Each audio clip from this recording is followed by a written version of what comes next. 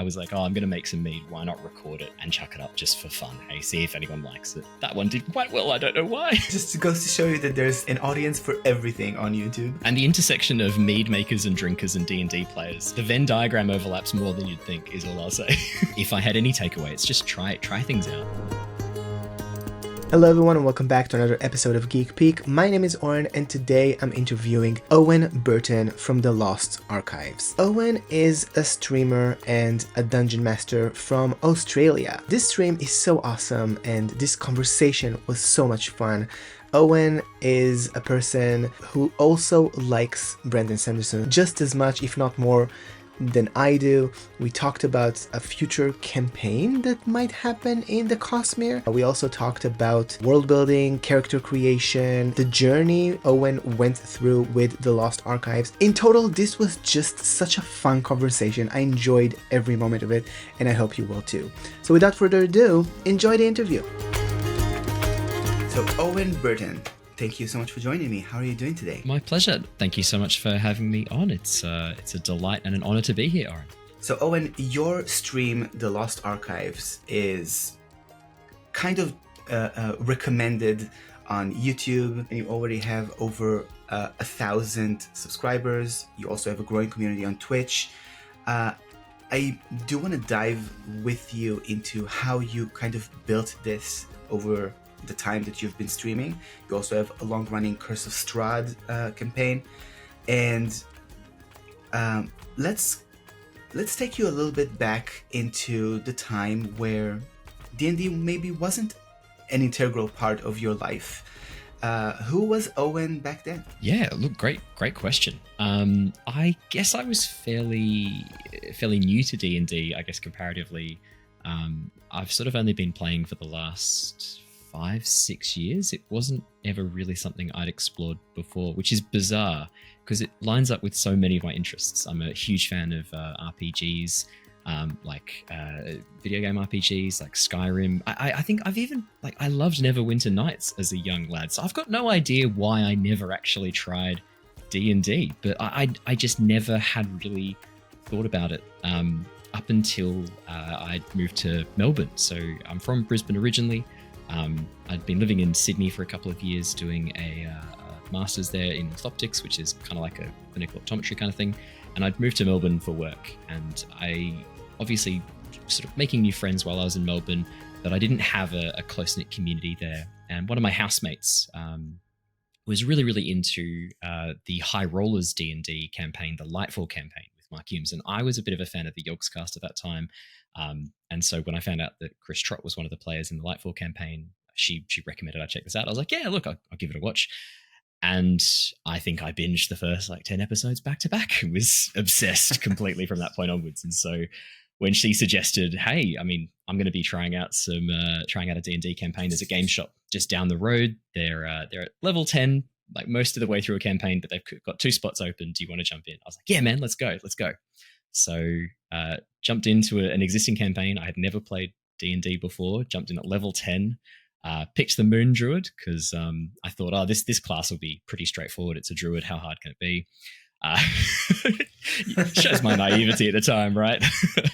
Spells, animal forms, all the other things to take into account. So we jumped in and it was an absolute blast. The group were amazing. The DM, he just did such a good job bringing us into the campaign and getting us up and running so quickly. The rest of the players were so understanding and so welcoming of new players, people who had no experience with D&D. So that was really, really cool.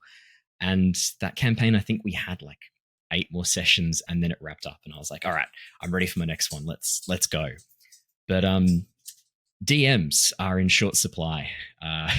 And so we struggled for a while to find anyone who'd DM us. We did 1 or 2 one-shots at this really, really cool board game night that was hosted at the top level of a Japanese restaurant. So you got to play board games and D&D, and you got 10% or 20%, I think it was, off your Japanese food. So it's perfect combination, right? Happy days. Amazing.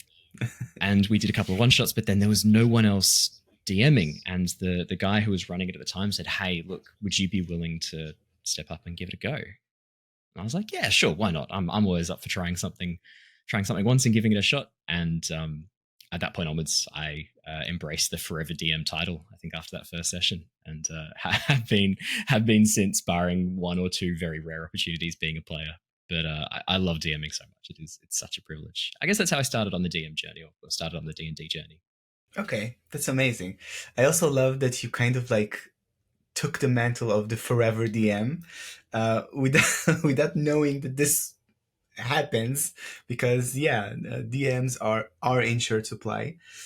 Um, so okay, we have this little history of how you met D&D, how you kind of like started into this journey.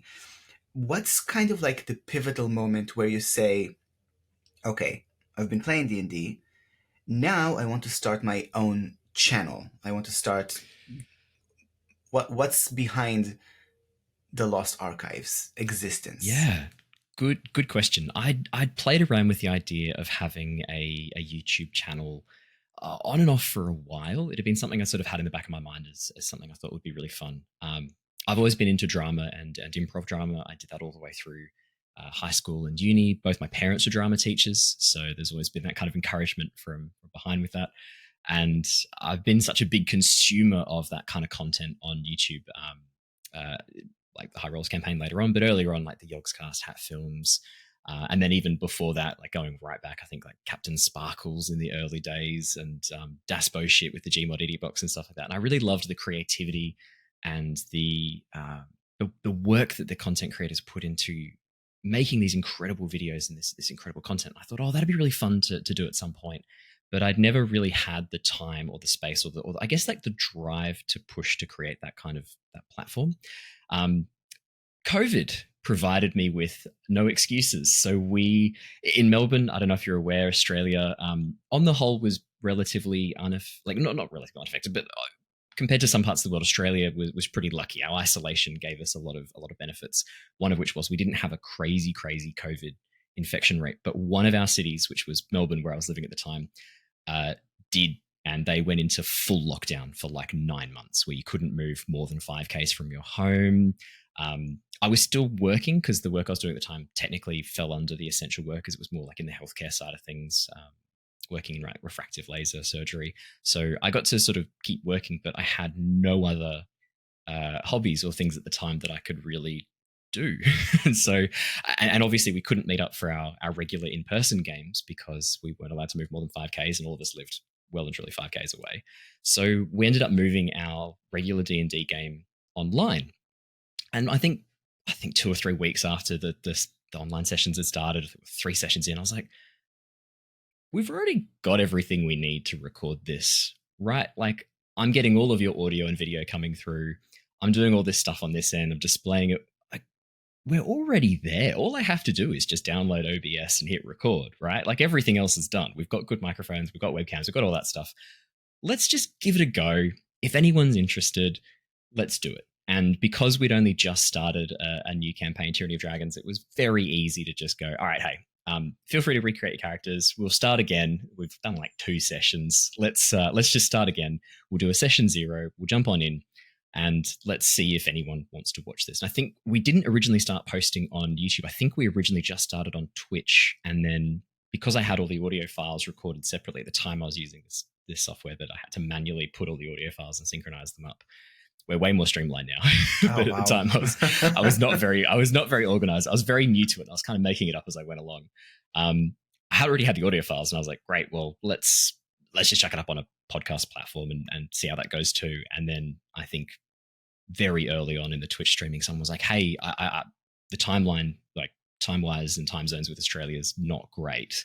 Can you record it and would you chuck it up on YouTube? And immediately I was like, best idea ever. I should have thought that from the beginning. Absolutely. Great suggestion. And that's where the Lost Archives sort of came from, was just we were already doing all the work. It's something I kind of wanted to do for a while. And I thought, hey, why not hit record and then click publish? And if anyone's interested, maybe that'll help people discover D&D and TTRPGs in general, like how I discovered it. Because I guess without the High Rollers campaign, I don't know when I would have stumbled across D&D, because I would have been exposed to it for years and years beforehand, and I'd never made that jump to try it out. I don't know why, but for some reason I just hadn't, and that was the the moment where I thought, oh yeah, let's give it a go after watching Mark Humes as a DM. Um, and I thought, well, if I can do that for somebody else, even one other person, how cool is that? Like that'd be amazing. That was at the time, that was my goal. I was like, I want one other person to discover D&D or TTRPGs and get a lot of fun and enjoyment out of it. And like during lockdown, people are pretty bored, people are a bit depressed, you're not doing your normal social activities. What a great way to catch up and to be part of a group. And if other people can discover this, how awesome is that? And that was it. That was the entire motivation right there. It's amazing. It's very inspiring. I love that. Okay, so you started the Lost Archives. Now let's kind of like talk about the early days. Obviously, today you have over 1,000 subscribers. You have over uh, hundreds of people on Twitch.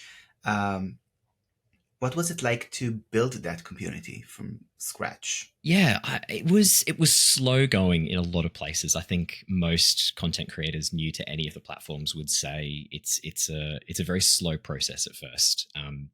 And I sort of had in my mind this idea of I didn't really want anything to go viral because I'd heard about what happens to other creators when they get one big viral video and then it can drop off, and so I sort of I avoided doing some of the more I guess like promotional things that you can do to help push yourself ahead. I sort of deliberately kept it more like, hey, I want to grow a community of lovely people around us. I think we had a Discord very early on as well, to start creating that, and we were sort of more focused on attracting really cool, lovely people to hang out with and share the adventure with.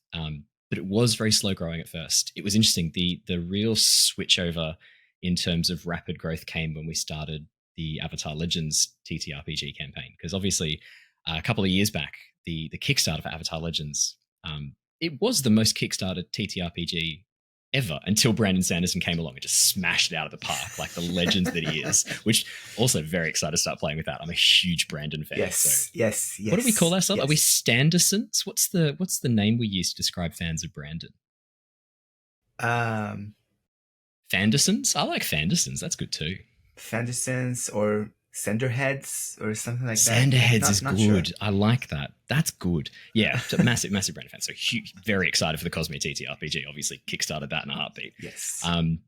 But I noticed that despite the massive interest in people wanting to get the modules and the huge amounts of money they raised on Kickstarter, no one was really playing it. I think High Rollers did like a 3-shot, and then I wasn't really seeing anyone else doing it. And I thought, well, I'm a big fan of Avatar: The Last Airbender and Legend of Korra. I'd read some of the books by that point, and I was a big fan of the books. And I thought, well, let's give it a go. Let's have some fun with that. Like, it looks like a cool system. It's different to D&D. At that point, we'd only been doing D&D. I was like, it's time to branch out, start to try new things. And I think we filled that gap. There wasn't really a lot of Avatar Legends content out there, so we did originally I was planning to do 10 episodes. I think we finished our first campaign at something like 70 or 80 episodes.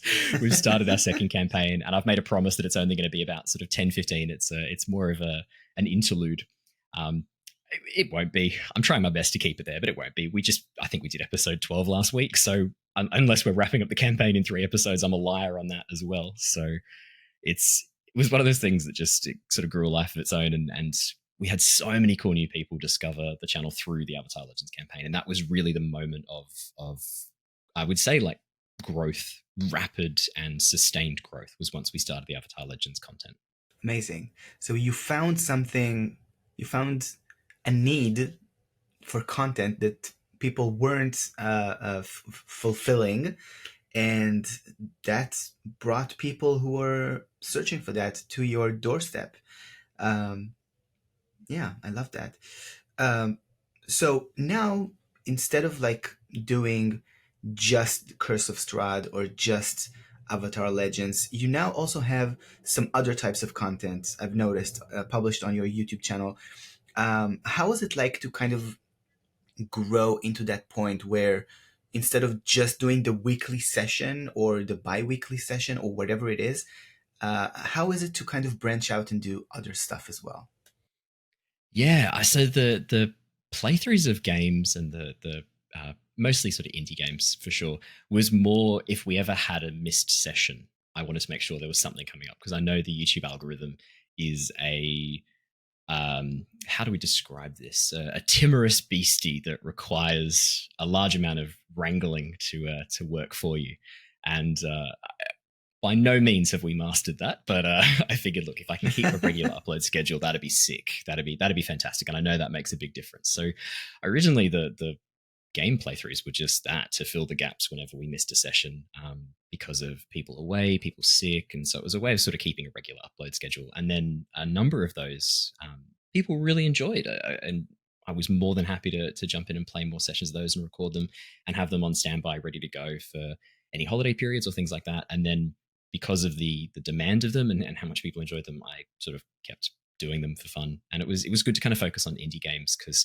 there's a lot of like really amazing games out there that I only find out about from recommendation or only find out about because people have let me know in the Discord to go and try them out. So it was a great opportunity to play games that I otherwise wouldn't have tried. Whole genres of games that I wouldn't normally have like looked at and picked. I've really like started to do a lot of the colony survival games, which is not a genre of game I traditionally really loved. But through these games and through recording them, I've fallen in love with the genre for sure now. And I actively look for new colony survival games because they're so much fun. And it's just so casual. It's a nice break from any stress in my life. I can just sort of sit there and manage this colony. And then when disasters go down, obviously you sort of sit there being like, how have I gone so wrong? Then you get to bring it back and then get to feel that stress again. It's easy, like problem, solution, easy. So I really enjoyed that. And then the other stuff is just random stuff that I've thought, oh, this would be fun to give it a go. I think I did some mead making videos just because I was like, hey, this sounds like fun. I've never made alcohol before, and mead's very in brand with the sort of stuff I'm going to enjoy. Let's try making some mead, and that one did quite well. I don't know why. Still to this day, I don't know if I would follow my recipe. I was just trying it out for the first time, but it was fun, and people seemed to really enjoy it. And it was a cool community of mead makers on YouTube I never knew existed in high volumes until that moment. Loveliest group of people you'll meet. They're so cool. Wow, is cool the right word? They're amazing people. I love that. Yeah, it just goes to show you that there's an audience for everything on YouTube. For sure. And the intersection of mead makers and drinkers and D&D players, the Venn diagram overlaps more than you'd think, is all I'll say. More than I thought.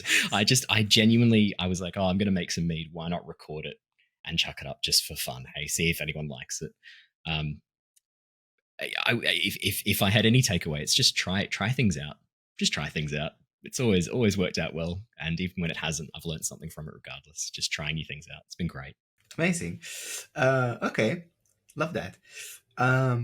Okay, so we have like this start of the channel, growing it, and we have like this overview of the content that you create. Now I want to talk a little bit about some challenges along the way. So we talked about things in a very kind of like positive way, but surely, as every content creator will tell you, there were some struggles. And I'd love to kind of learn from you what struggles you faced along the way and what did you do to solve them? Like, give us 3. Yeah, for sure. Definitely, of course. Of course, there's been struggles. It's not all been loads of fun. It's been mostly loads of fun, but yeah, there's definitely been stuff. A number of things were self-inflicted.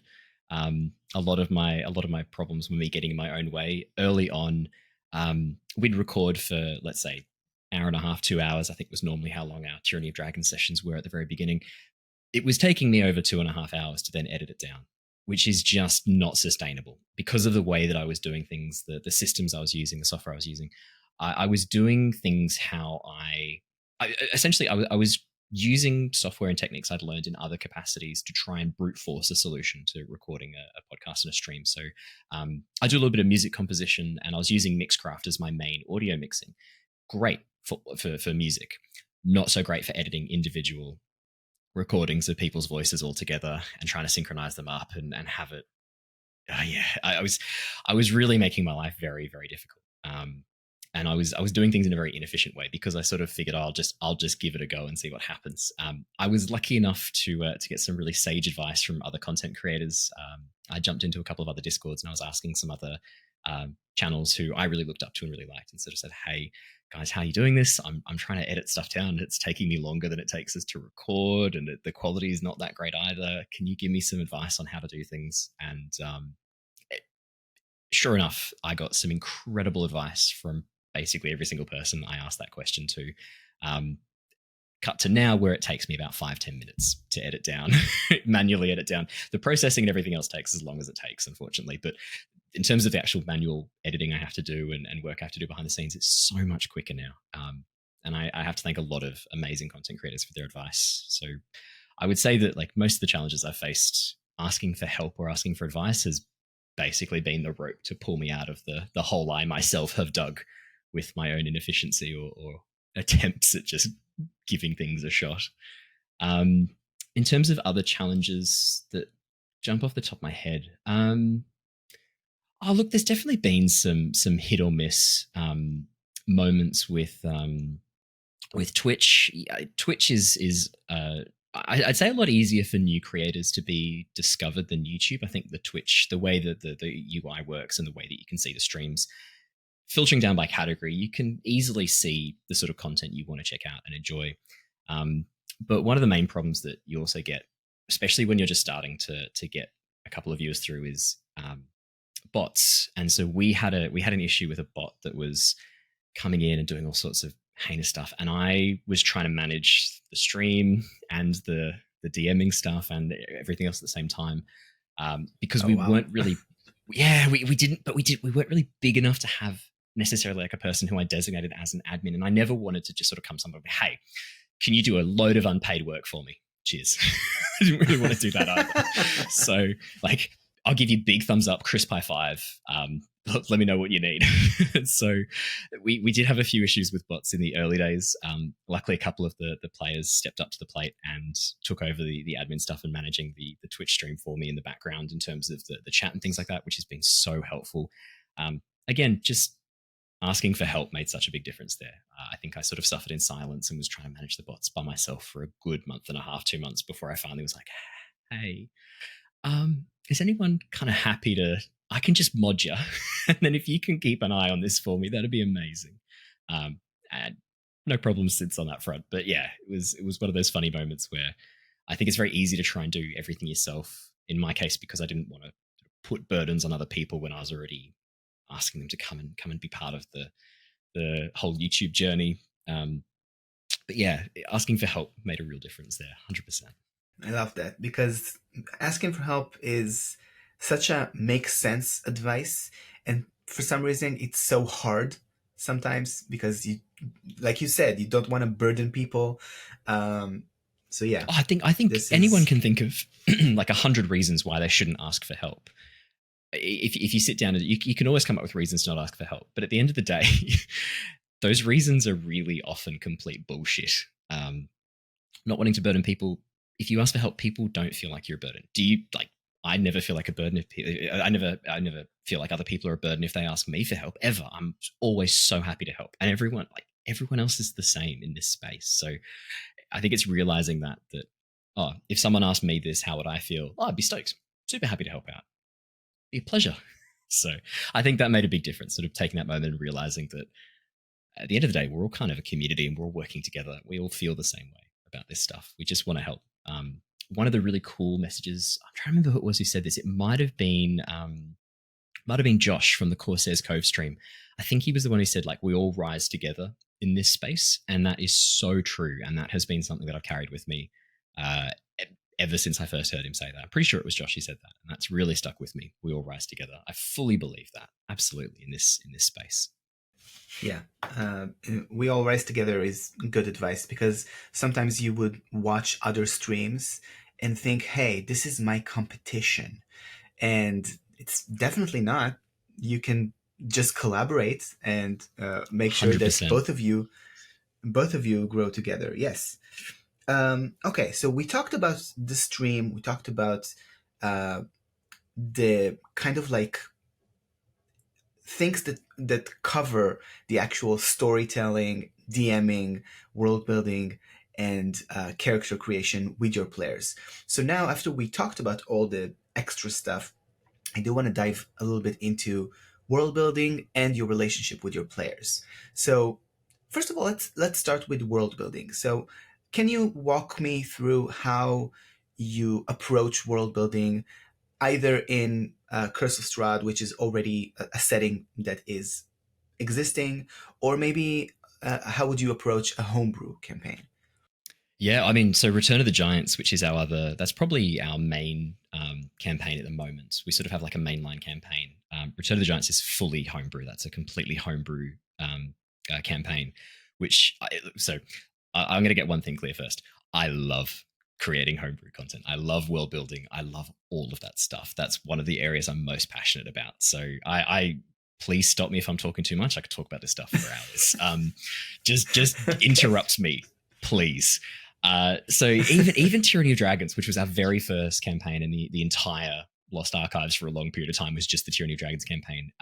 I set the entire thing in a homebrew world. I really wanted to explore that campaign, which is one of the very first campaigns that came out with 5th edition, is a little bit outdated, and historically, I believe most people refer to it as one of the most railroady campaigns in 5th edition, and I am inclined to agree. It's very much like the players complete X, go to Y, complete Z, move on. Like it's very much designed as a railroady campaign, and I thought, hey, what there is no better campaign out there that needs a refresh in that case than Tyranny of Dragons. I thought, wouldn't it be fun if we revamped it, did it from scratch, and gave the players complete freedom to move around in the confines of the narrative, broadened as much as we can, and in a completely new setting, a new homebrew world. So that was where the idea of the homebrew world of Nostea came from. Basically, I want to give players as much freedom as I possibly can with the existing story of Tyranny of Dragons. I want to retell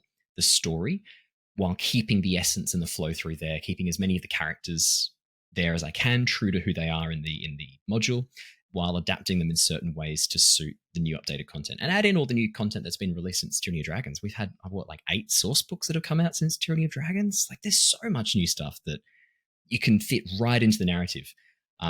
The Drake Warden Ranger being the most obvious subclass that fits so well in with Tyranny of Dragons, but obviously there's nothing there to account for any of that sort of stuff. So that was where we kind of started. And so I spent, I think, about 2 or 3 months fleshing out the world of Nostea, the world that we're setting things in, coming up with the history, the gods, using existing templates, but then also rewriting a lot of stuff. As a big fan of Brandon, drew some inspirations from there. Patrick Rothfuss drew for inspirations from there. Terry Pratchett, who is another one of my favorite authors, had a lot of fun drawing inspiration for the Warforged and kind of making them a bit more like the golems. And Terry Pratchett, this idea of, rather than being brand new, they're all these ancient constructs that have been around for ages and ages and ages. So kind of turning some of the expectations we have around things on their heads. And then once we wrapped up the Tyranny of Dragons campaign, the players, the ending of that was completely open to them. I had about 4 or 5 different endings that I envisioned they might go towards, but they actually picked the 6th ending, the one I hadn't had any time to plan, which was sweet. I love it when players do that. It's so much fun. Coming from like an improvisation background has been so helpful, because it allows me to just hand over control of that sort of stuff to the players and say, what do you guys do? What's your choice? Great, this is what happens. And then write notes furiously afterwards to make sure that I got it all there for the next time. But yeah, once we wrapped up the Tyranny of Dragons campaign and they changed the state of the world as a result of that, it flowed so nicely onto Return of the Giants, which was more exploring the history of the world and all of the background in it. And even Curse of Strahd, even though Barovia is its own demiplane, we started the campaign off and the context of the players off in Nostea. They were taken from there to Barovia, and there's still these interlocking threads that weave it back to this homebrew world that I've created for the D&D campaigns. So I'll homebrew wherever I can, as much as I can, for fun, because it is so much fun, and doing it on the fly allows me to adapt so that player choice and player autonomy always comes with narrative consequence, either positive, negative, or neutral. And as much as possible, I want the players to feel like they exist in the world. The choices they make change aspects of the world in the future. I want to make sure that they know that when they decide to do X, Y, and Z, there will be in 2 or 3 sessions or 20 sessions or 30 sessions things that happen as a result of that. And so often the way I kind of run my homebrew worlds is at the end of each session, I'll spend 10, 15 minutes thinking through, here are the major players in the world. Here are the major NPCs. What do they know the players have done? How would they react and how would their plans change? And then what are they going to do next, given the information that they know? And that has been so helpful from a world building perspective because it means that the world reacts to the players and feels organic and alive.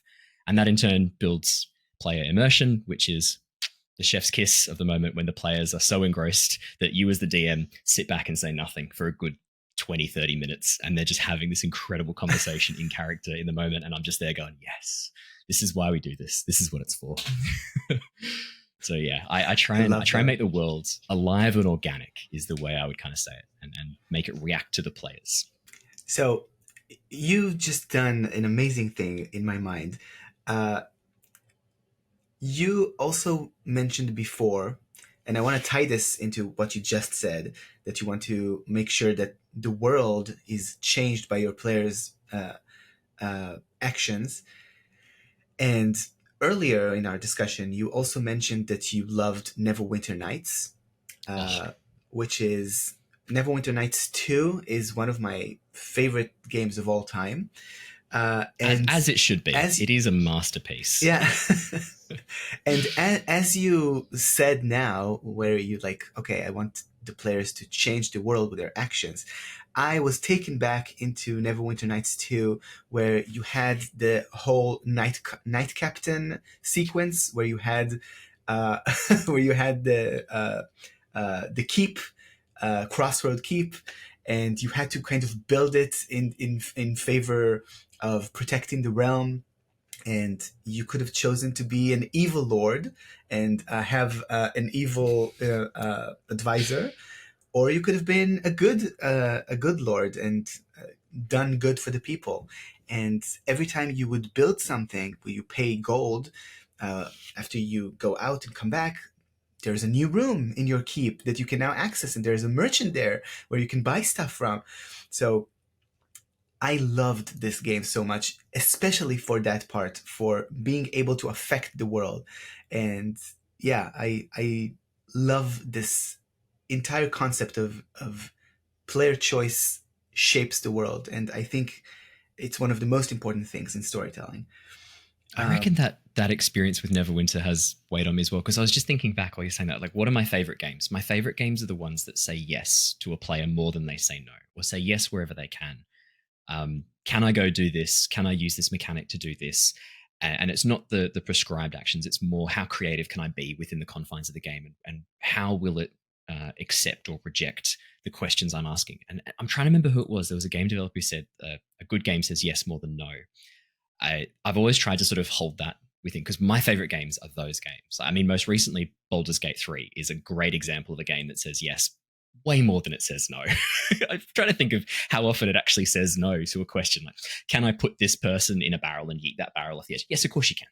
Like it's fantastic how clever it is at saying yes with the existing mechanics. And yeah, I guess I've tried to sort of internalize that and use that within the RPG space, because in TTRPGs, we are the engine, right? We're the game engine. We're only limited by what we can imagine as a group, and what the DM is able to adapt, to take in from the players, adapt, and then synthesize with the existing narrative as it stands. So theoretically, as a DM, we should always be able to say yes with some provisos and like with limitations in place as well, right? But we should always be able to kind of work with the players in that regard, because the game engine is imagination in that case. We've got infinite freedom there. And yeah, I guess I've never verbalized that, and I'd never thought about that in a single coherent thought. But as you were saying that, it just formed itself. And I was like, oh yeah, that's exactly what it is. It's exactly that. Amazing. Also, you mentioned your players, which is a good segue to the next thing that I want to talk about, which is, as a DM, what's your relationship with character creation coming from your players around your table? Yeah, great question. With Tyranny of Dragons, I don't believe we recorded our session 0, but for the other campaigns, we always have done so. And I think having that session 0 is so important to helping create both the group, creating the characters within the group, and also establishing the world that the players are about to inhabit as their characters. So one of the things I really like to do is tell players, hey, think about the class you want to play, the race you want to play. If it's D&D, for example, think about the background kind of things, but don't necessarily come with the character sheet completed. We're going to do that together in session 0, but know kind of what you want to do. And one of the things I tried with the Return of the Giants campaign is this idea of a narrative session 0. So the players all came in to essentially job interview with the Tempest Adventuring Guild, and it was all about like in character as one of the ex players character from the previous Tyranny of Dragons campaign, who's now the head of the guild. This character then came back with me in control and asked them, like, what are your skills? What do you want to do? And we built the characters around that. So rather than coming in with like, I want to pick this background, I said, what skills do you want to have? Is there a background that matches those skills? There's not. Let's make one. Let's make it right now. What would that background look like? In terms of races and classes, they kind of came with that already because they came in and described their characters immediately. And then with proficiencies and things like that, same sort of story.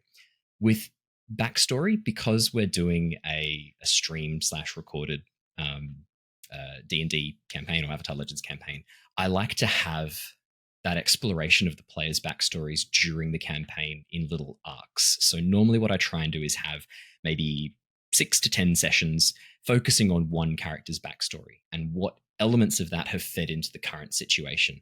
What hidden links are there? And sometimes players know these and sometimes they don't. Sometimes it's a complete surprise to them in the moment that I've drawn these threads together and they sort of come into a situation and suddenly there's an NPC from their past or there's an event that they didn't know about. And I've been very, very lucky with incredible players who are just as happy to improvise on the spot with me in those moments. There's a couple in particular whose improv skills outshine my own on a regular basis, and there is no curveball I can throw them that they do not just hit out of the park every time.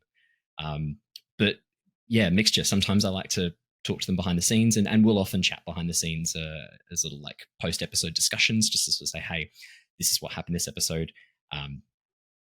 Where do you want to fit this in? How do we want to work with this? And then other times I'll give them nothing beforehand because their character wouldn't know things, and we get in the moment and their reactions are genuine and real, and it's fantastic. So bit of a mixture of giving them a bit of a heads up about stuff and weaving it through. But for the most part, we don't do huge fleshed out backstories before we start. In fact, we really try and explore those during the process of the campaign because it's much more exciting and much more immersive for the players if they're learning or developing aspects of their backstory in the moment. With the narrative, it ties them tighter to the world and builds that immersion. And from a listener perspective as well, it means that there's no assumed knowledge. What you're hearing is what we know, and it's one and the same, right? There's not meta knowledge that you need to have. You don't need to go check a wiki or anything. You can sit there and enjoy like you're watching a TV show or listening to a narrative story podcast. And ideally, it should be the same kind of flow where you learn about these character moments, this shared past in the moment as the characters are working through it. And I find that so much more compelling and interesting to listen to. And from a player perspective, it just builds so much immersion and keeps them locked in that moment. And it keeps the characters a bit more fluid as well, rather than the players having like a preconceived idea of my character's always going to react in this specific way to this thing, or I'm playing an urchin background, I'm going to steal everything when I walk into a room, things like that. It gives them that flexibility to kind of adapt and evolve and play very complex individuals who react in complex ways to situations when they're presented them. It's getting a bit like psychological. I really love psychology, so it's like it fits in nicely with that. I do wanna kind of relate to what you said earlier about the job interview session, where when creating your players. So, are you familiar with the podcast Worlds Beyond Number? I've heard of it, but I've never listened to it. It's on my list of like ones that I need to get to ASAP. Okay, so it's a podcast with Brennan Lee Mulligan, Bria Iyengar, Eric Aishi, and Lou Wilson. And on their Patreon, they have a powerhouse cast, just saying. Yes, it's amazing. It's fantastic. So they have on their Patreon an exclusive campaign called the Children's Campaign. It's 8 episodes, and one of the amazing things about their characters in that podcast is that the Children's Campaign is the actual character creation thing, which means that in each episode they kind of like choose something about their character sheet, and like lock it down through storytelling.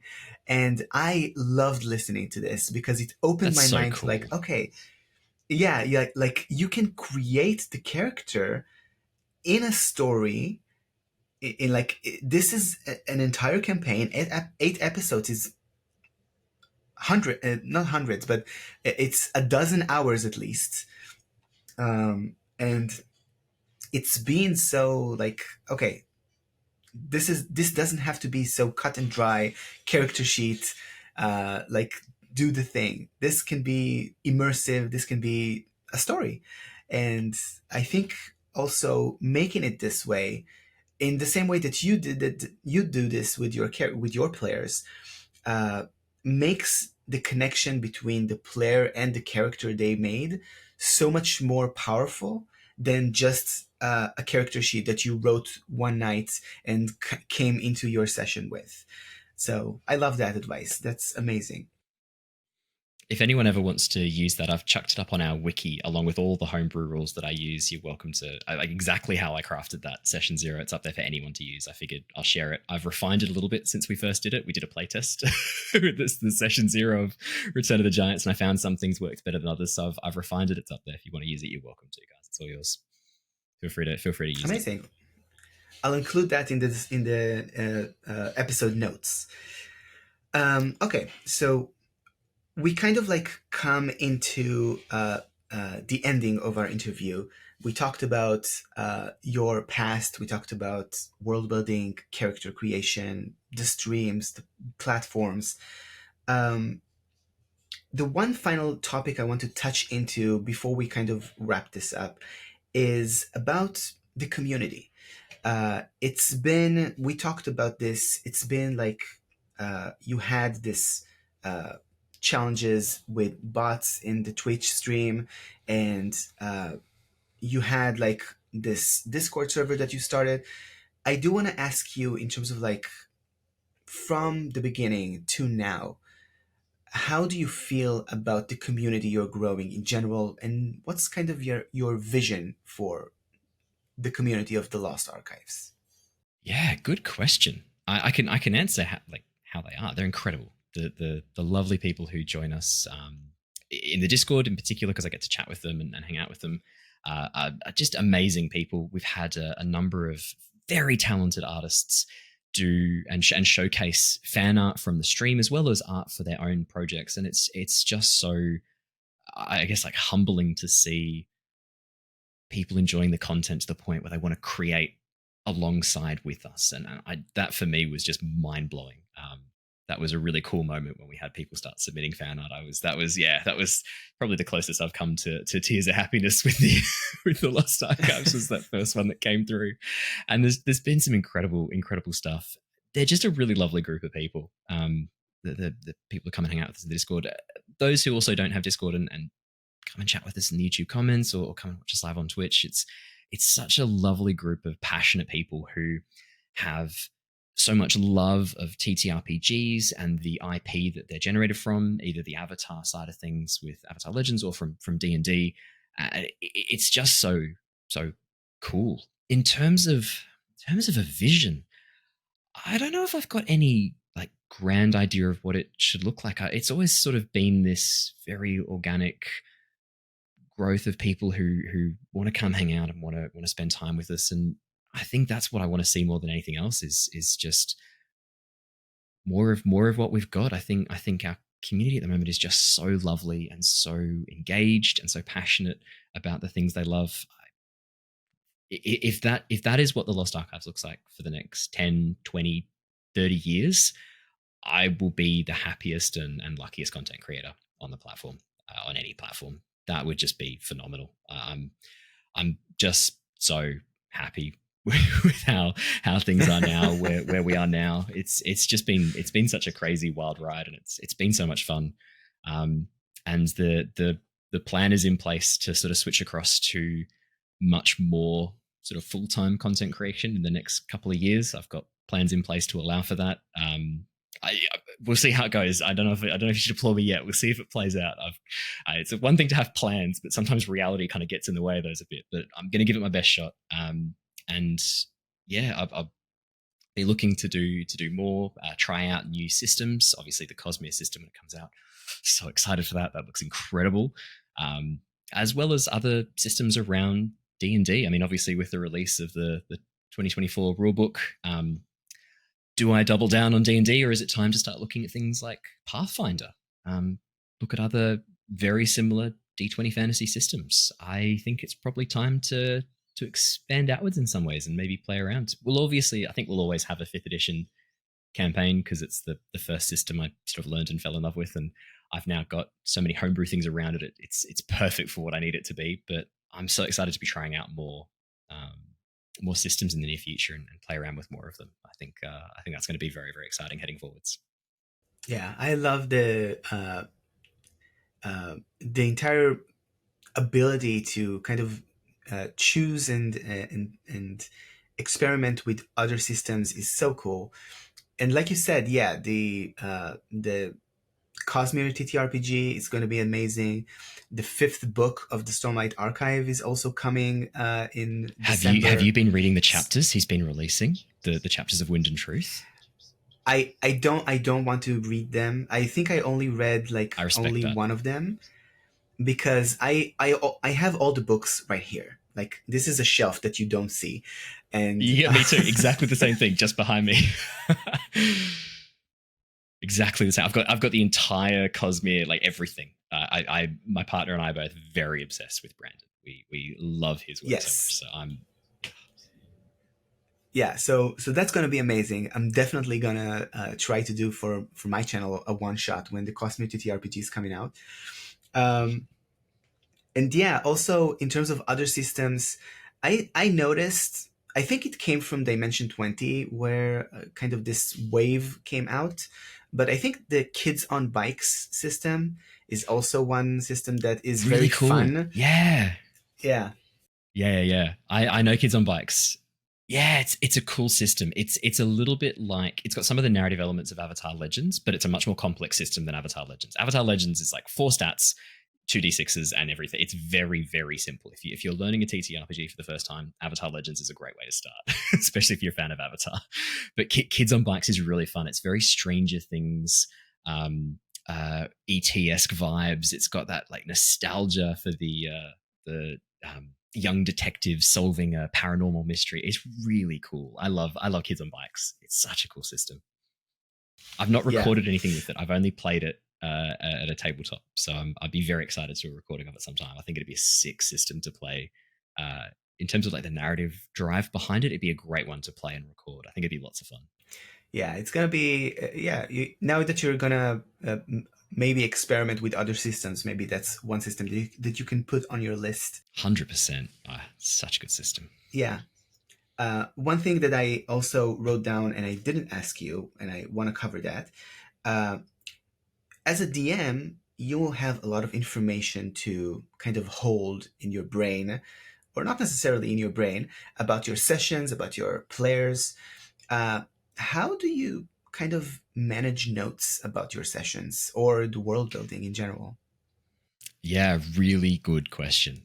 Extensive OneNote archives. I have a OneNote. Okay.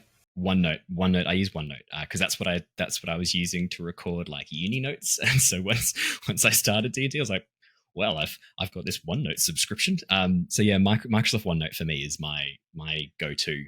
I did try to start moving across to World Anvil, which I've seen is a really, really cool way of maintaining a lot of the information and have hyperlinks and things through.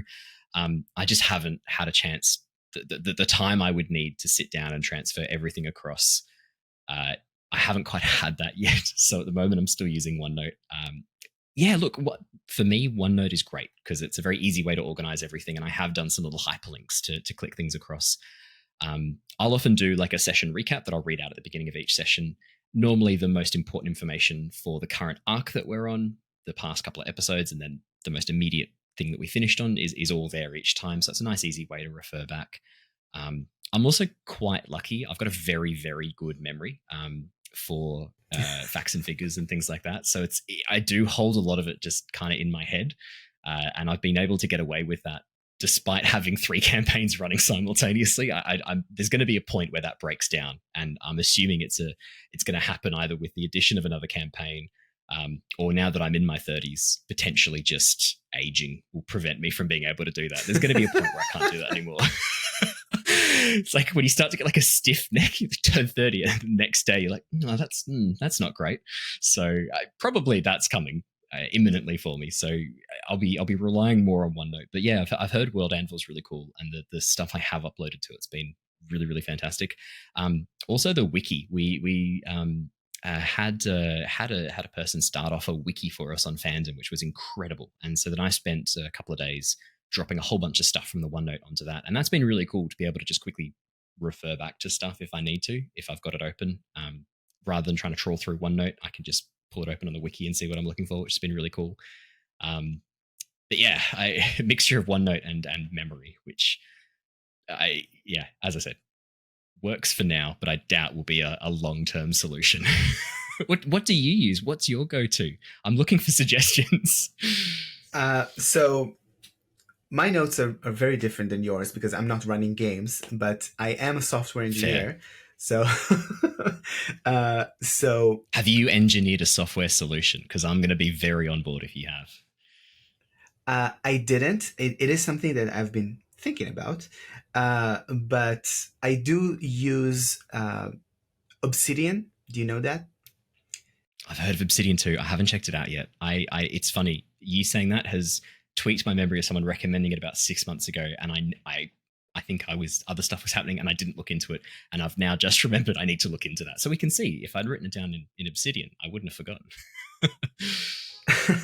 So in Obsidian specifically, there are it is something that you might want to use for D&D or sessions in general, because you have the ability to connect notes to one another and have like this neural map, and then you can look awesome at this neural map and see, okay, so this is one cloud, and this is the other cloud of topics, and this is how they connect to each other through this note, and like you can create this mind map of okay, these are the things, which is something that a lot of other note-taking apps should do as well, but they don't.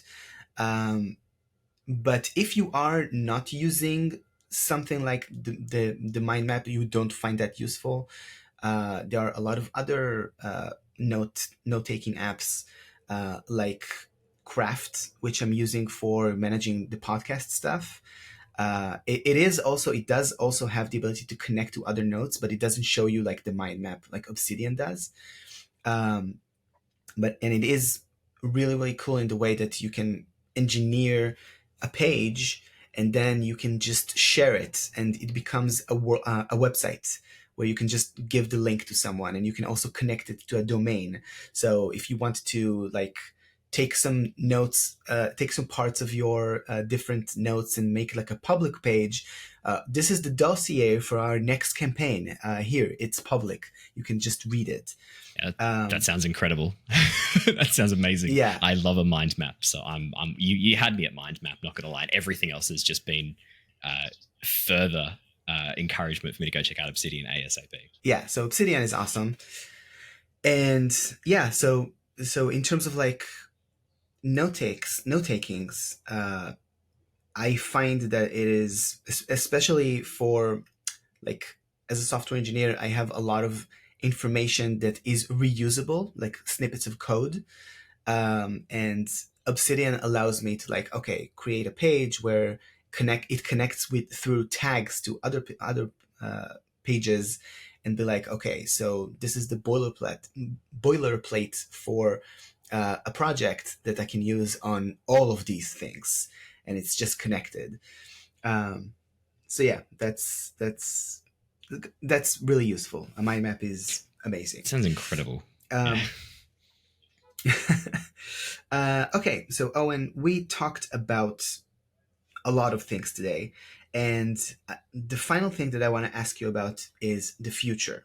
But before we do that, I want you to share with anyone listening or watching this where they can find you and where they should go after this interview. Yeah, you can catch us live on twitch.tv/The Lost Archives. Nice and easy to find. We are streaming in Australian times, though, often in the evening of Australia, which I understand is not the best timing for the rest of the world. So our YouTube link, you can just go to YouTube at The Lost Archives D&D. Otherwise, if you just type in The Lost Archives, we should be the first result on YouTube nowadays. Fingers crossed. In terms of the podcast, Spotify, Amazon, what's the other ones? YouTube podcasts, now that Google Podcasts is gone. You can find us on any of those Apple platforms. Podcasts. We should be on every podcast platform nowadays. Otherwise, if you just Google The Lost Archives Podbean, you should be able to get the RSS, and then whatever podcast platform of your choice, you should be able to find it through there. It should be pretty easy. If you run into any trouble, if just hit me up on the Twitch messages and I'll figure it out for you. Make life easy. Amazing. We'll also have all of the links in the description. Okay, so final question, Owen. What's in the future of the Lost Archives and you? Yeah, I think we've touched on it multiple times. You and I both equally excited about this. The Cosmere TTRPG for sure. We will be doing a campaign set right after Oathbringer. I'm thinking between Oathbringer and Words of Radiance. No, not Words of Radiance. Which is the one after Oathbringer? I'm having a mental blank on Rhythm the one that comes of after Oathbringer. Rhythm of War. Thank you. I knew it was the reverse of Words of Radiance because he's done that sort of back to front titles for a few of the books, which I thought was really cool. Between Words of Radiance and Rhythm of War, we'll be doing a campaign set during that period at Uruthiru, which would be really, really cool. Timeline for when that's starting, it'll probably pick up once we wrap up either Curse of Strahd or the Legacy of Kyoshi campaign, whichever comes first. At this stage, I don't know how long either one's going to go for, so it'll start when it starts. I think 3 campaigns is my limit. I don't think I can manage more than 3 at this point in time, so we will jump into Cosmere when I've got the headspace to manage it. In terms of stuff for me, doing this as a full-time sort of thing will be the next big thing for me. It won't be for a year or 2, but the plan's in place for that to pick up, hopefully in the next little bit, which will allow me to do a couple of other things I've played around with. I thought it'd be really fun to do some character builds, narrative style character builds. I'm not much of a min-maxer in D&D. I do stuff for the funnies more than I do it for the power output. So a couple of fun narrative character builds that I've got that would be really fun to play with, as well as some other kind of general random content that'll be lots of fun, including I'm looking at getting started up once we've got a bit more time, some live reenactments in cosplay of various aspects of the stream, various moments, highlights from the various past streams, as well as doing some more original cool stuff as well. I've just started to get into the dressing up scene because there's been a couple of live stage events that have said, "Hey, do you want to come be a player?" I've been like, "Yes, I'd love to be a player. Thank you." Do you want to get dressed up? Yes, I love getting dressed up. Let's go. So I'm starting to amass a nice little costume collection for that sort of stuff, and I figure let's use it for fun content. They're the 2 main things that are coming in the future. It'll be very, very exciting.